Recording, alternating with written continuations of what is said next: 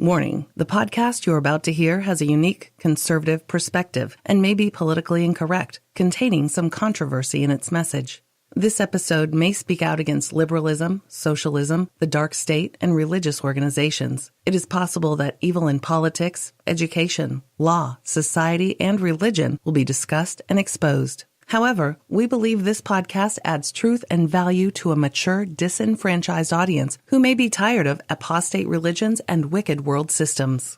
Listeners who are easily offended, overly sensitive, or have progressive leanings sympathetic to the topics we expose should be forewarned not to listen any further. We thank both those who choose to listen as well as those who choose not to listen. You've been warned. And now, let us get on with the show.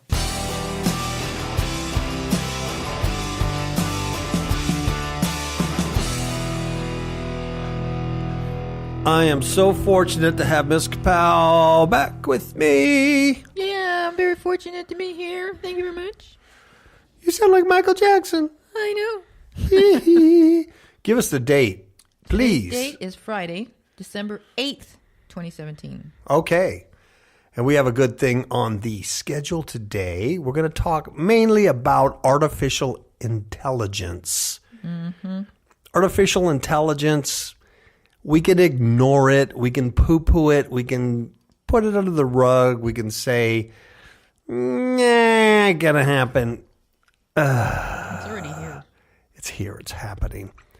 It's weird stuff. It's changing life as you know it, and it will continue until who knows, right? So we're going to talk about and we're going to talk about the rise of these smart machines.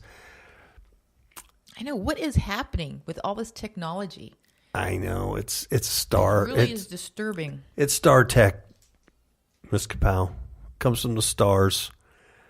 Comes from the fallen ones. Their advancements. Yep. It's like you read a comment that one guy said. The scariest thing about the AI is that it's being created by apes. A bunch of knuckleheads.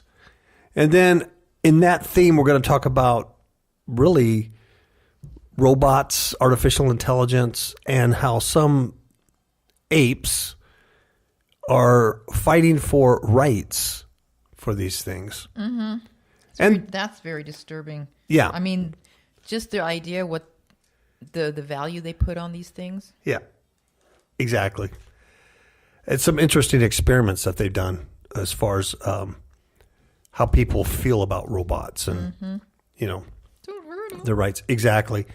And then what that may mean in the future for parents who might be obligated legally to edit their child's genes. Yeah. Hello, Hitler. Hello, Mr. Hitler, eugenics. Mm-hmm. And then let's talk, while we're talking about editing genes, we're going to talk about one of my favorite subjects, marijuana. And how that is not your grandfather's weed anymore and what it's doing. So we're going to get into that. But first, a word from our sponsor, from Miss Kapow, the Scriptures. All right. Go ahead. Oh, okay. I know that's fooled you because I said from our sponsor. Yeah, it did. What I meant to say is like the Scriptures sponsor the show. Is kind of like where I was going with it, but I flubbed. Oh. I flubbed bad. Okay, the first one is Revelation 4:11 that says, "Thou art worthy, O Lord, to receive glory and honor and power, for thou hast created all things, and for thy pleasure they are and were created." Then we go over to one of my favorite scriptures in Romans 1:18 through 25, where it says, "For the wrath of God is revealed from heaven against all ungodliness and unrighteousness of men, who hold the truth in unrighteousness, because that which may be known of God is manifest in them, for God has showed it unto them. For the invisible things of him from the creation of the world are clearly seen, being understood by the things that are made, even his eternal power and Godhead, so that they are without excuse. Because that, when they knew God, they glorified him not as God, neither were thankful, but became vain in their imaginations, and their foolish heart was darkened. Professing themselves to be wise, they became fools, and changed the glory of the incorruptible God into an image made like to corruptible man, and to birds, and four-footed beasts, and creeping things. Wherefore God also gave them up to uncleanness, through their lusts of their own hearts, to dishonor their own bodies between themselves, who changed the truth of God into a lie, and worshipped and served the creature more than the Creator, who is blessed forever. Amen. That's an excellent scripture to use. Praise the Lord. It really is. And you know what? It would have been hard for me to imagine or for me to put together that scripture with what we're going to talk about. But it really does apply to this. Yep. Yeah. So creating all this artificial intelligence. We read, last week or a week before about how some people want to make this a new religion. They want to make gods out of it. There you have it. Crazy. So the first story we're going to talk about this artificial intelligence.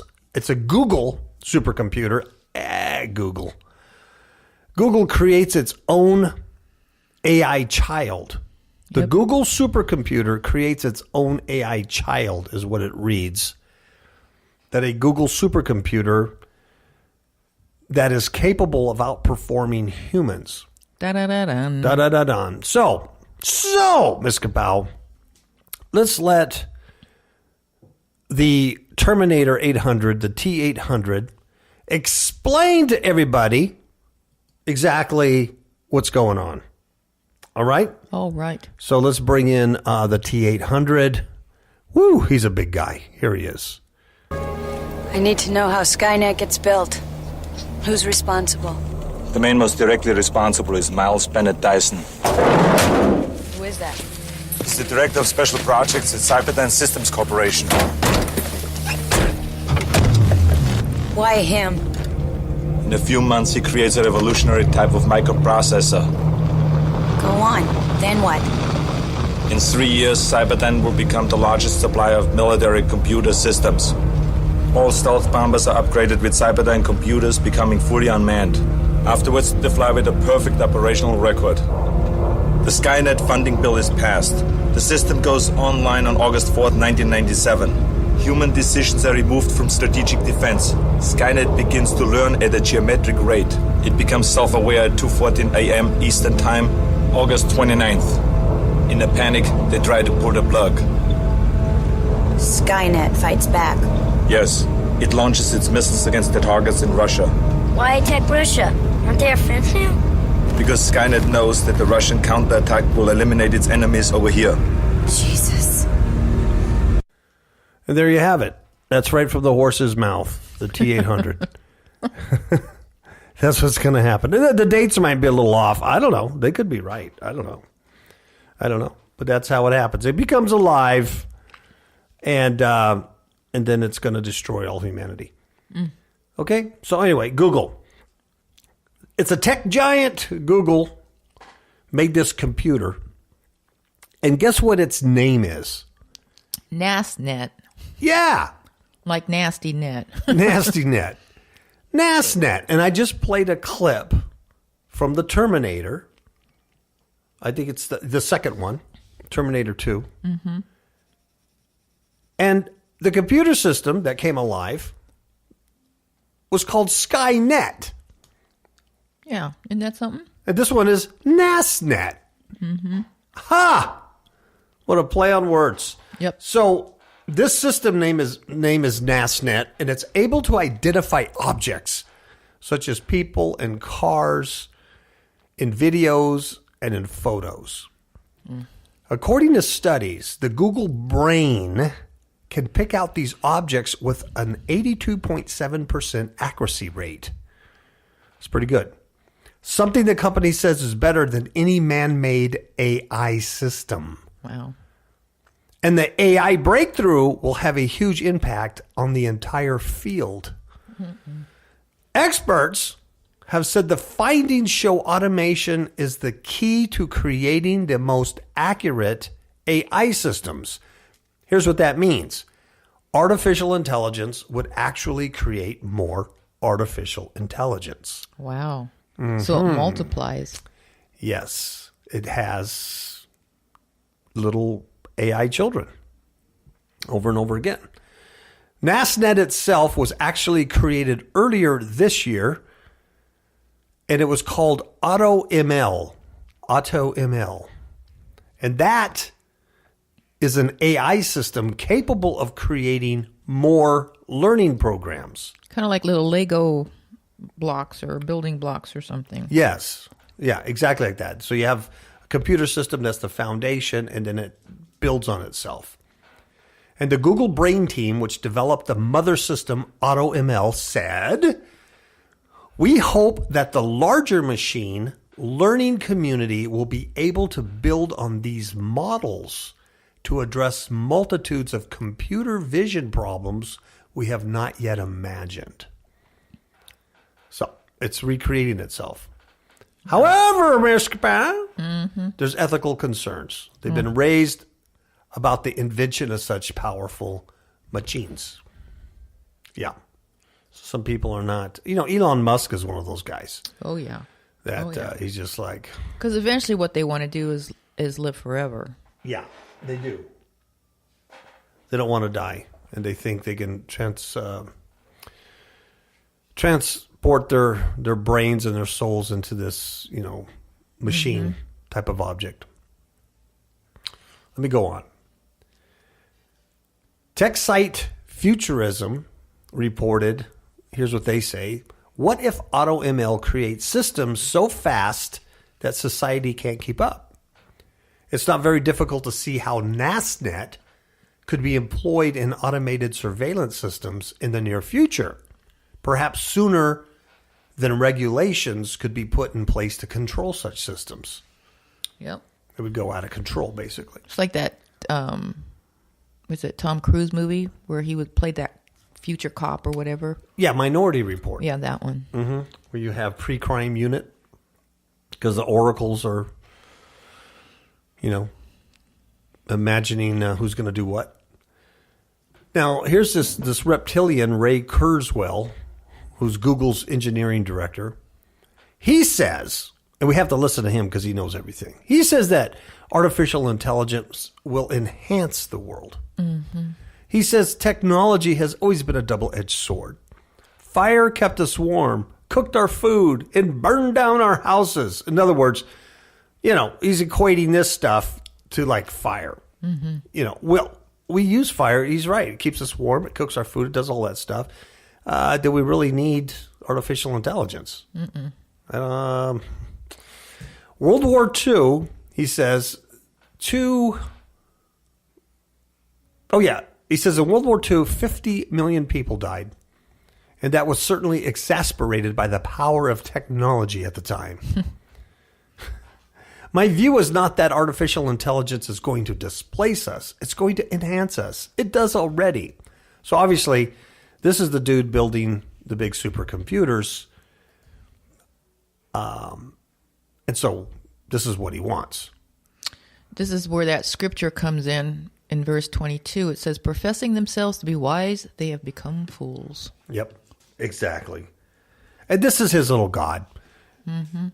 We talked about the other Google engineer who got a tax-exempt church status for his new Church of the Artificial Intelligence Computer guy. Yeah, that's where they're going. Story number 2 that relates to it is from NBC News. Wow. Yeah. It's the rise of smart machines put spotlight on robot rights. Jiminy crickets. Really, right? Ms. Capel? Are computers on their way to becoming people? Well, because they've worshipped the creation instead of the creator. It always goes back to the truth of that scriptures, doesn't it? Yep. And they are professing themselves to be wise, and they've become fools. And now they think machines should have rights. Yes. Wow. Well, this article says that we wouldn't have any qualms about switching off, say, Siri, Apple's virtual assistant. In fact, I did. I can't stand Siri. Ugh, me neither. I can't stand something going, what was that? Can I help you? No, you can't help me. or Amazon's Alexa, or Microsoft's Cortana. Such entities, I love it because they call them entities. Yeah. Such entities emulate a human assistant, but plainly aren't human. We sense that beneath the sophisticated software, there's nobody home. Yeah, because a lot of times it's stupid. You get stupid answers for things. Mm-hmm. Don't bother me. I can do it myself. But artificial intelligence is progressing swiftly. And they say that in the not too near distant future, that we may begin to feel that our machines have something akin to thoughts and feelings. And though they're made of metal and plastic rather than flesh and blood, Little girls used to do that with their dolls. Yeah. Make believe. Yeah, you're right, because they look like little humans, right? Mm-hmm. Little babies. If it was a milk carton, you probably wouldn't be treating it the same, right? Nope. So there is something there about how it looks. Mm-hmm. So I think they're right about that. When you have Siri on your Apple phone, you kind of think of it differently than if it was a humanoid type of thing. And it says when that happens, when we start thinking that, they have feelings and stuff, when that happens, how we treat our machines will matter. Oh. It will matter. Philosophers and scholars, I don't know who these philosophers and scholars are, but apparently there's some out there that are already imagining a time when robots and intelligent machines may really deserve it and be accorded some sort of rights. Okay. Really? These wouldn't necessarily be human rights. Well, then what kind of rights? Yeah. But if you got a computer or a robot that's autonomous and self-aware, I think it would be very hard to say it's not a person. Wow. Said Kristen Andrews, who is a philosopher at the York University in Toronto, Canada. And there's our philosopher. There's our philosopher and scholar right there. Kristen Andrews. So let me get this correct. So what she's saying is that if we have a machine or a robot that becomes autonomous and self-aware, it like starts writing its own code and talking to me, like Sophia from Hanson Robotics, that it's going to be hard to say that's not a person. Well, it's not hard to say that's not a person. It's not a person. Yeah. It's not born a human. What are you talking about? You know what I mean? So this is like nuts. What does the scripture say? Thinking themselves to be wise, they became apes. Right? They became monkeys. Yeah. Okay, so this raises a host of difficult questions. How should we treat a robot that has some degree of consciousness? What if we're convinced that an AI program has a capacity to suffer emotionally or to feel pain? Would shutting it off be tantamount to murder? See that one series? What was it called? Humanoids or something like that? Remember where they brought this robot that looked human to the house? Oh, yeah. And the wife was really uncomfortable with it, so she was actually looked as the bad person. Yeah. And the kids and the father were able to relate to this thing as a human. Yeah. Remember? I think it was called Humanoids, but I'm not sure. But that's kind of what this is all about. Yeah. Yeah, I know which one you're talking about. Yeah, exactly. Exactly. So is it suffering pain? Has consciousness? So you can't just turn it off. That'd be murdering it. Come, really? But you know what's sad is that these metal housing things will have more rights, human rights, than a fetus. Oh, yeah. Absolutely. Absolutely. Oh, you can kill those all day long. You know what I'm saying? All day long, yes. And that, I think, is disgusting. Yeah. Mm-hmm. But you're not going to be able to kill this or turn it off. You're going to have... Yeah. I mean, that's where they want to go with it. Whether it happens or not, I don't know. We heard the T-800 explain that it's going to happen. So I kind of believe the T-800 because he came from the future. He knows. An obvious comparison is to animal rights movement. These aren't animals. They're not living things. They're not living creatures. No, they don't have a conscience. No. They don't feel pain. It's a computer. It's a machine. It doesn't feel pain. See how foolish they are? You can kick the tires of your car all day long, and your car's not going to go, it hurts. It shouldn't, anyway. Animal right advocates have been pushing for a reassessment of the legal status of certain animals, especially the great apes. Organizations like the Coral Springs, Florida-based non-human rights project, blah, blah, blah, blah, blah, believe that, the great apes should have more rights. So this dude, Stephen Wise, who leads that organization's legal team, says the same logic applies to any autonomous entity, living or not. Wow. So if I can prove that my rocks in front of my house are self-aware, then they have rights. Well, notice his last name is Wise. Yes. And what's the scripture say? He's Thinking foolish. themselves to be. If one day we have sentient robots, this guy says, we should have the same sort of moral and legal responsibilities towards them that we're in the process of developing with respect to non-human animals. Now, here's the problem I have with this guy. I don't think that he's in the business of animal protection and animal rights for the pure purpose of protecting animals. No. I think he has the other agenda, and here it is. There's always something more sinister and evil behind this stuff. Is there not, Ms. Kapow? Oh, you betcha. Of course, deciding which machines deserve moral consideration will be tricky because we often project human thoughts and feelings onto inanimate entities, kind of like you said about the dolls. And so we end up sympathizing with entities that have no thoughts or feelings at all. Now, Oh, case in point, those stupid sex dolls. exactly. There's been these blow up, those little blow up dolls. They've had those for years. That men could buy at those porn shops or whatever. No one looked at that as an entity or having conversations with it or anything like that, right? It was a Right. blow up doll. But now that they're making these robots, these synthetics, and they talk back and they move or whatever they do. Now they're thinking they're human. These weird dudes are marrying them. Yeah, they're marrying them, taking them on picnics, buying them Valentine presents. Oh, come on. Yeah. Now, granted, there's not a lot of guys doing that, but you read, hey, if there's only 2 of them doing that, that's enough. Yeah. You got a problem. So that's a big industry. That's going to be huge. Well, what about those silicone babies?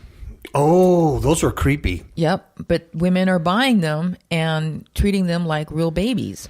Yes, I forgot the name of that company. I don't remember either. But we saw videos of this company that make infants out of silicone. Yep. And you're hard pressed to realize that they're not real infants, and it's creepy because it shows these women taking them to the store, pushing them in strollers. Well, you can imagine what other things are done with them, right? Yep. Come on, folks. Really thinking themselves to be wise, they became stupid. Is that what the Word of God says? They became apes, monkeys. Do you remember this robot developed by Boston Dynamics?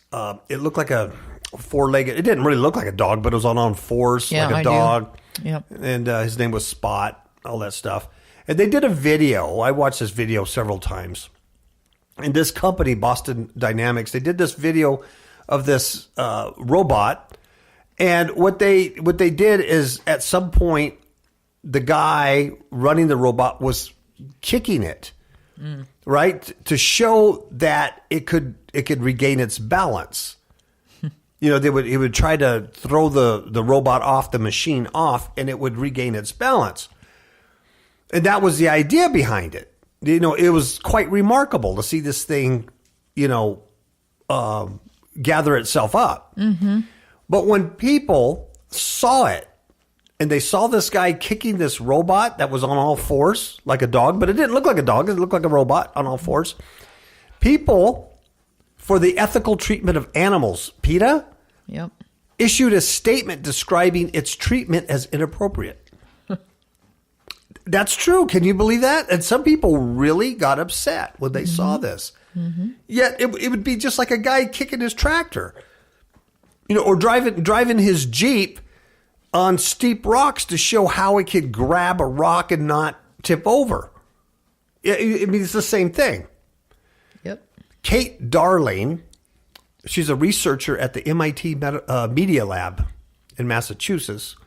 She saw something very interesting when she studied how people interact with a toy dinosaur robot named Pleo.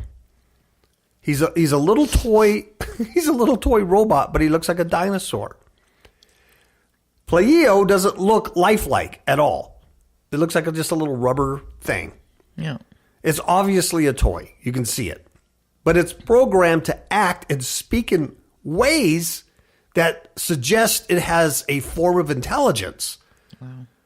Kind of like our politicians. Mm-hmm.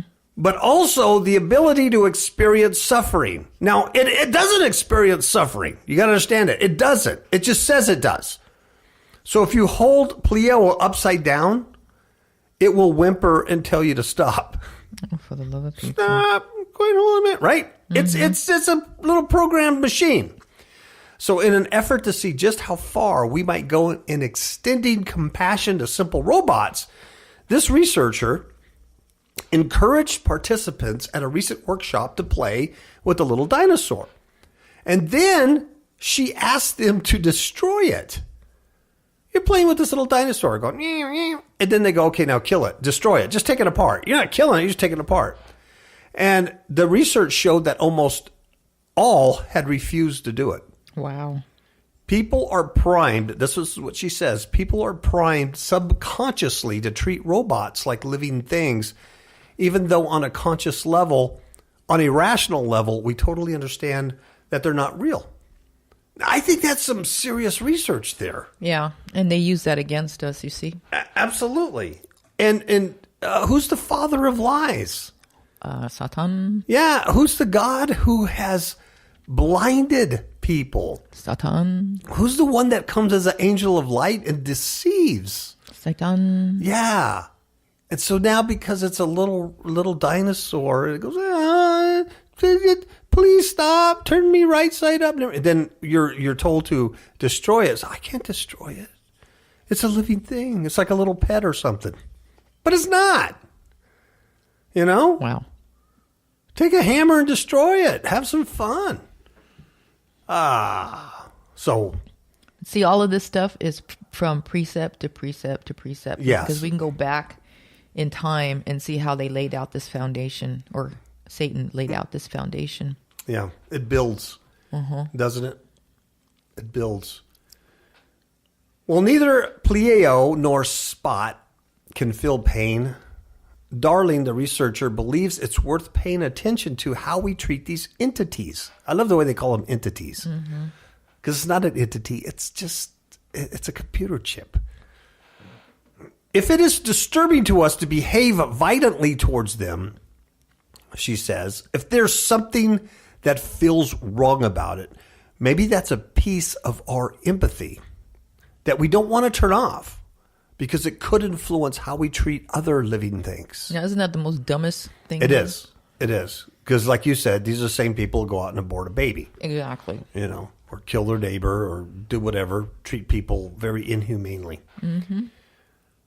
And this is the key question raised by the TV series Westworld, in which guests at a theme park are encouraged to treat ultra-lifelike humanoid robots however they please. We just watched the original one with Yul Brynner not too long ago because Miss Kapow never saw it.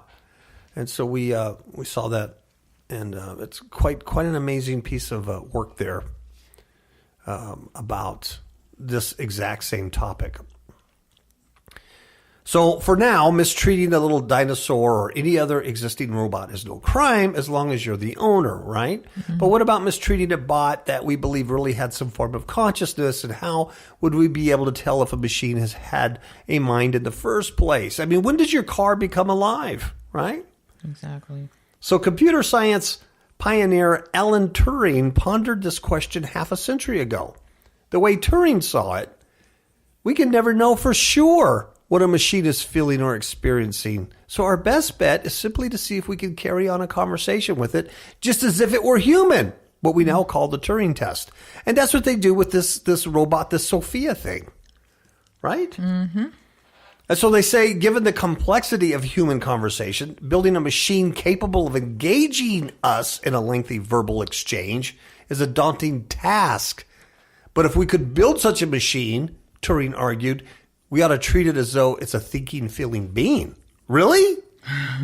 Really? Just because it could communicate with us, it's now a thinking, living being? That's crazy. That's nuts. Wow. Here's a guy who's a rabbi, also a law professor. He's reached a similar conclusion. If an entity acts human, he wrote recently, I cannot start poking it to see if it bleeds. Oh, for the love of pizza. Yeah. He's an Atlanta-based rabbi. I have a responsibility to treat all that seem human as humans. And it is better to err on the side of caution from an ethical perspective. Sure. I'm sure you treat everybody just fine, Mr. Goldfitter.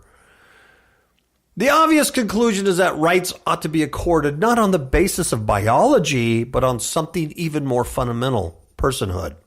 Gee, you see where this is going? Mm-hmm. Now, I'm not a big antichrist beast guy. I have my own personal feelings about what the beast system is and antichrist or that person that many call an antichrist. But if you were to subscribe to that kind of stuff, wouldn't this make a great antichrist person, right? Oh, good night. They can do all the miracles, that can do all the stuff. And then the AI, having AI children, right? The false prophets could then force others to worship the original beast, the original dragon, right? And it gets its power from where? The dragon. Mm-hmm. So in other words, it's Satan possessed. It's Satan possessed. Mm-hmm. And that's what gives it its intelligence, its sentient. It becomes Skynet. Yeah, and I'm just spitballing here, but if you were to go in that route, you could see something like that, kind of happening there. This rabbi is just kind of laying it out, isn't he? Mm-hmm. If it starts acting human, let's go worship it. Stupid. Yeah. And that the rights are not based on biology, but personhood. So whatever you call a person. So if we wind up recognizing some intelligent machine as a person, what legal rights would we be obliged to bestow on it? Mm-hmm. So if we could pass the Turing test, if we could feel that we can, it would deserve at least the right to continue of existence. Yep. But there's another philosopher, a guy named Robert Sparrow. Robert Sparrow. He's in Australia, and he thinks that's just the beginning. He says, what happens if a machine's mind is even greater than a human's? In a piece that appeared recently on thecritique.com, he wrote, indeed, not only would it be just as wrong to kill a machine that could pass the Turing test as to kill an adult human being, but depending on the capacities of the machine, it might even be more wrong. Wow. Really? It's more wrong to kill a machine that's more intelligent than a human than it would to be kill another human. That makes so much sense. Mm-hmm. I don't make this up, folks. Do I need to play the Terminator again? Please don't force me to play the Terminator again, because he talks about the computer. Sarah Connor. He's talking to Sarah Connor about the computer, and I can't hear it. Okay. Maybe that makes sense from the perspective of pure logic. But Ryan Kalo, this guy's an expert in robotics and cyber law. Oh, brother. Okay, cyber law. He works here at the University of Washington, Seattle. He says our laws are unlikely to bend that far. Our legal system reflects our basic biology, he says. If we one day invent some sort of artificial person, it would break everything about the law as we understand it today. Okay? Okay. And it goes on. They want to, that's where they want to go with that. So it's not too far-fetched to imagine that those interests might include continued existence, in which case we might want to think twice before reaching for the off button. Creepy, huh? Very creepy. Creepy, huh? I'm going to take a short break, and then we'll be right back. Okay? Okay. You are listening to the Kapow Radio Show Network. Kapow stands for Kingdom Against Powers of Wickedness. Kapow is sponsored by Fifth Hook Media, a digital publisher of ebooks. FifthHookMedia.com has a selection of ebooks about spiritual warfare and Christian living. Visit FifthHookMedia.com. That's FIFTHOOK Media.com. Remember, that's FifthHookMedia.com. FIFTHOOK. Demons in My Marriage Bed, a true story of spiritual warfare, changed the way my spouse and I conduct spiritual battle and has increased our alertness level to the tactics of Satan. Please do not be fooled that such things cannot happen to you. Rather, get prepared and become the spiritual warrior needed to overcome in these perilous times in which we all live.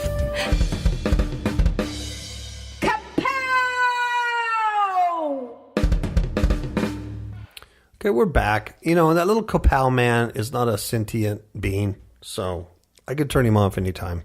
Yeah, and we won't cry over it. I won't cry about it. And here's the next step, Miss Kapow, on all this stuff about professing to be wise and being a monkey. Mm-hmm. This is from sciencenews.org. Oh. So it has to be true. Yes. Because it's very serious and scientific.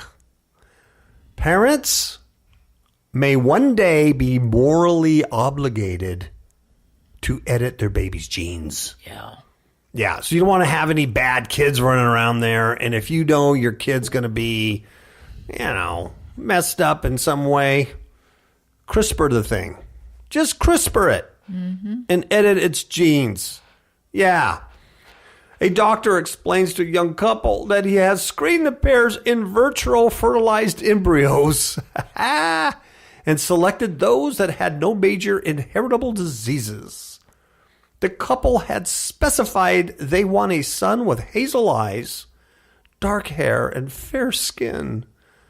Then the doctor announces that he has also taken the liberty of eliminating the burden of genetic propensities for baldness, nearsightedness, alcoholism, obesity, and domestic violence. Wow.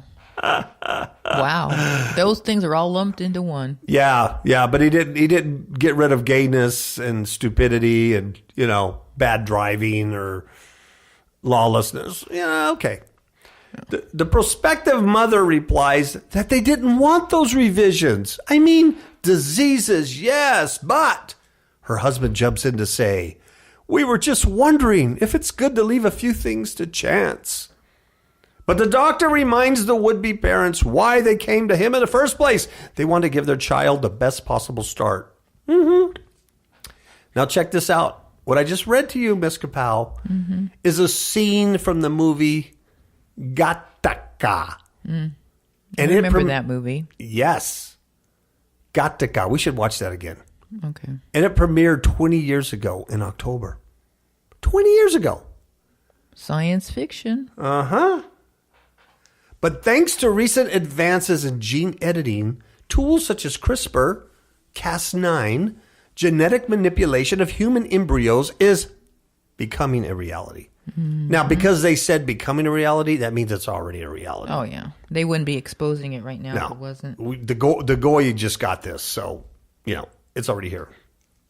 Soon, designer babies like those described in the film may become even more or morally mandatory.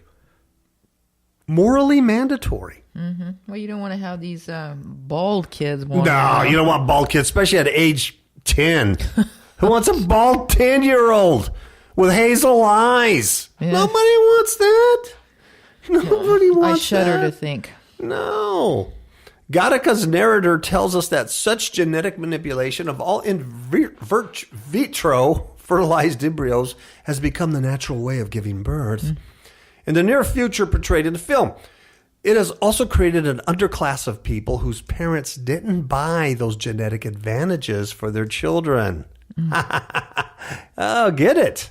An underclass. If you said, no, I just want to have a human kid as it is, now those become the slaves, right? It almost reminds you of today. Have you watched the news recently? Have you seen the newscasters? Have you seen celebrities and famous people, how they look? Yep. Who's telling you what to believe today? Other humans? Who's telling us what to believe and what's going on? Who's giving us the agenda? I call them synthetics. Mm-hmm. Until recently, that sort of fiddling with human DNA is only science fiction and allegory, a warning against a new kind of eugenics that could pit the genetic haves and have-nots against each other. Right, Hitler? Right. Yeah. The big question is whether parents have a moral obligation to make better babies through genetic engineering. You have a moral obligation. Technology that can precisely change a baby's genes is quickly becoming the reality. This year, scientists reported using CRISPR-Cas9 in viable human embryos to fix mutations that cause heart and blood disorders. Yep. They're fixing it. CRISPR-Cas9 acts as a molecule scissors that goes in there, it manipulates the DNA, and then they've honed it and developed it, and everybody's happy. Right? Mm-hmm. Should we be? And for many people, the fear of a class of genetically enhanced people is reason enough to not tinker with the DNA of the human germline, egg, sperm, embryos, and the cells that give rise to eggs and sperm. By all means, correct diseases, these folks say, but don't add extras or meddle with characteristics that don't have anything to do with that health. Sure. That's like buying a car, right? Give me the wheels, give me the steering wheel, but, I'll just use my left arm to roll down the window. I don't want those electric windows, right? When everybody else around you has the electric windows, or the V8, and you got a little four-banger. Wow. Yeah. There's a panel of ethicists that convened, and they were convened by the U.S. National Academies of Medicine and Science, and they also staked out that position. They ruled that human germ line engineering might someday be permissible for correcting diseases, but only if there are no alternatives and not for enhancements. Sure. But the question, the question, should we, may not matter much longer. No. As science advances and people become more comfortable with gene editing, laws prohibiting tinkering with embryos will fall. It will end up to prospective moms and dads to decide for themselves. Will editing a baby's genes be mandatory, the kind of thing you're supposed to do? That's some scary stuff, you know what I mean? Yep. Think about it. This one guy, Julian Savuliscu, he's an ethicist at the University of Oxford. So, he's very smart. He has a beard. He scratches that beard as he ponders. And a whiteboard.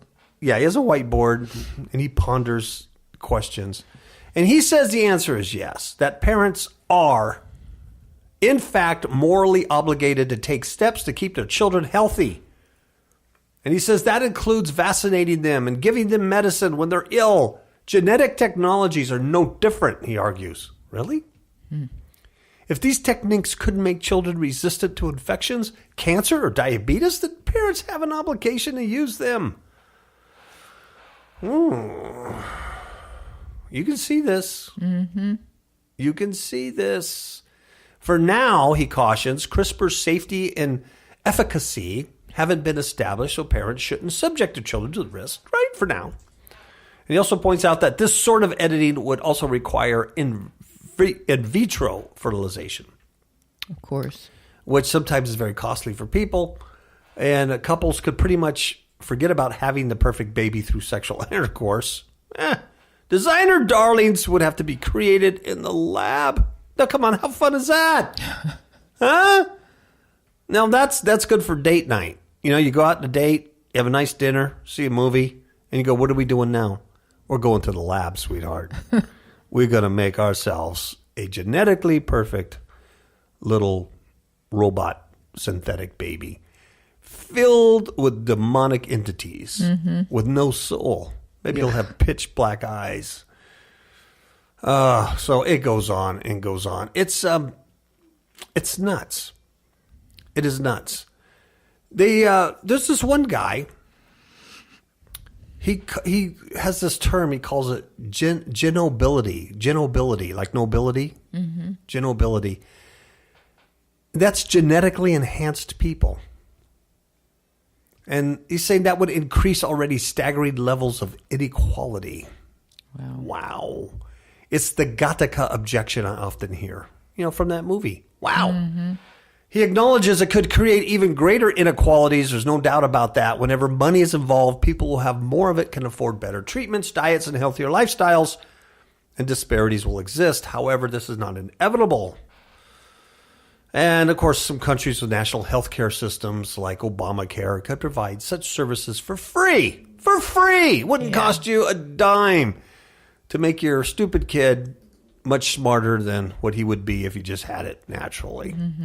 Right? You got anything to yell about, Ms. Kapow, about that? No, I think you've said it enough. Yeah.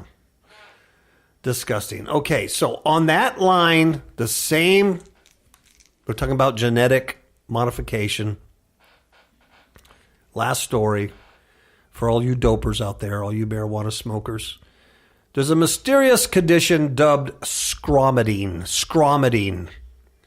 And it hits weed smokers across the United States and causes them to vomit and scream. Ain't that something? Yeah, can you imagine screaming while you're vomiting? No. It would sound something like that. Yuck. This is not an ordinary scream either. I'm going to read to you what this screaming's about. It's totally demonic. Because when you're taking this stuff now, it's not your grandfather's marijuana. It's not the hemp. It's not the hemp plant that just grew wild that had THC in it and got you buzzed. It's not that no more. It's modified. That's why you can take medical marijuana and they can say, oh, you got headaches? Take this. This will get rid of the headaches. Well, that's why they legalized it and made it easy for you to obtain it. Yeah. And they encourage you to smoke it. Oh, absolutely. Absolutely. It's everywhere. So many. I don't know about you guys, where you live or legalized where you live. You wouldn't believe the people. Almost, there's a lot percentage that that use this stuff all the time. It's just not a big deal. And there's laws about using it in public. But you know how that is. Yeah, alcohol, drinking and driving, there's a law against that, but you see people doing that all the time. Yeah. Right. I see him vaping all the time. You look at your mirror, you go, look at this guy, he's vaping in his car, And these are old folks, too.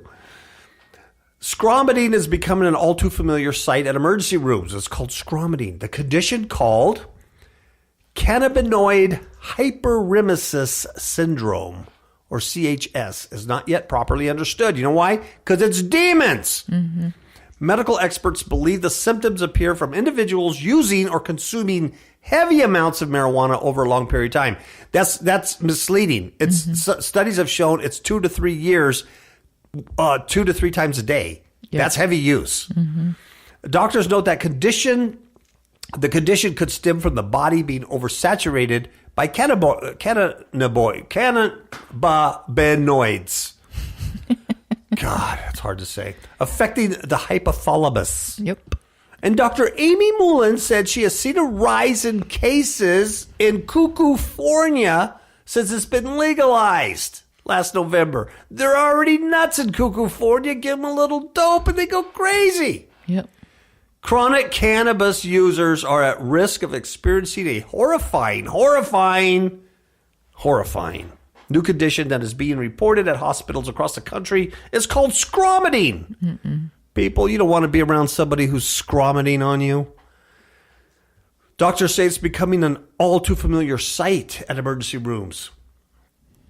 They don't understand it. They don't quite get it. But they have seen a rise in the emergency rooms. Now, check this out. This gal named Chalfante Lady Queen. She's 48 years old. And here's what she told NPR after experiencing scromidyne. Now, they call it an illness. Is that really an illness? No. When you're doing it to yourself? Okay. Here's what she says. She says, I've screamed out for death. Now, is that normal? Nope. I mean, you smoke some dope and you get a little crazy and you're screaming out for death? You want to die? You're screaming? Now, check this one out. Here's the one you need to keep in mind. She says, I've cried out for my mom, who's been dead for 20 years. mentally not realizing she can't come to me. Wow. Wow. So as she's screaming, that's what I said. It's not just a normal scream. It's just not like, I heard that. This lady was screaming out for her dead mother, 20 years dead. And in her mind, when she's going through it, she had no realization that she couldn't come to her, that she wasn't there. Right. Crying out for the dead. It's called necromancy. And she was living in other reality. Yeah. From legalized marijuana use. What a great idea. This was all for people's benefit. It's all for your benefit. It's good for you. Well, you know what? It's not the natural hemp plant it used to be. Just like tobacco's not the tobacco leaf it used to be. Or coca leaf. Yep. The Indians, up to this day, still chew on coca leaf. It helps them get through their hard life that they live up there. But when you start putting gasoline and kerosene and lye and you start mixing paste out of it and make cocaine, and you make crack cocaine out of it, it's not the same thing as that original coca leaf. Yep. It's the same thing what they've done to our food. GMO food is not real food. It's not real corn. There's no real corn. There's no real soy. How about an apple? Put an apple in your crisper and see how many years it lasts. It'll last a year or more. It's amazing. So there's little research has been conducted on squamadine, but one study found that squamadine to occur, that cannabis users would have to consume marijuana 3 to 5 times per day. That's not a lot when you're a dope head, when you need to just stay medicated. That's not a lot. In one study, the average duration of cannabis use prior to onset of recurrent vomiting was 3.4 years. See, we're going to start seeing some really crazy things from this new marijuana. Yeah. Yeah, that study was done by the National Center for Biotechnology Information. Just under 3.5 years of use. The syndrome was first described in 2004 by Allen and colleagues and is characterized by chronic cannabis use, cyclic episodes of nausea and vomiting, and the learned behavior of hot bathing. I never heard about this. Hot bathing. Apparently what happens is people feel compelled to take like a hot bath or hot shower. It relieves some of the symptoms or something. So medical experts note that the condition could stem from the body being oversaturated by cannabinoids, chemical compounds, that kind of stuff. They believe it affects the function of the hypothalamus, regulates digestion, body temperature. So I don't know why they take hot baths. Maybe they're chilly or something. I don't know. In Colorado, Dr. Keenan Hurd, he's an emergency physician at the University of Colorado in Aurora, said they are diagnosing more cases. And he says chronic users have already been using medical marijuana way before it was legalized in 2012. So, according to this study, the National Center of Biotechnology Information, they say often mistakenly called cyclical vomiting syndrome, cannabinoid hyperemesis syndrome is a rare form of cannabinoid toxicity that develops in chronic smokers. So it's toxic. The original hemp plant wasn't toxic. Wow. And here's its characterization. It's cyclic episodes of debilitating nausea and vomiting. Debilitating. And then people who suffer from it often find that hot showers relieve their symptoms and will compulsively bathe during episodes of nausea and vomiting. Can you imagine what that bathtub looks like? Yuck. Oh, you're just taking a hot bath in your own puke. Oh, no. Screaming for your dead mother. Poochie. And then symptoms stop after they quit using the dope. Go figure. I think it's genetically modifying people. Yeah. Yeah, I do. I think it's doing something to the core cellular level of our human genome. And that's why your body's rejecting it. Yeah. And you're throwing up and Yeah. God knows what else. It's making you stupider than what you already are, you know? That's why you're using it. That's all the negative stuff I have to say. Yeah. Other than that, the world is pretty good. Other than that, I can't complain. Everything is great. I got a pot roast going. It's a nice, brisk, cool day. The wind's kind of blowing at 15 miles per hour. Yeah, what the heck? All right. Give them a ciao. Ciao, baby.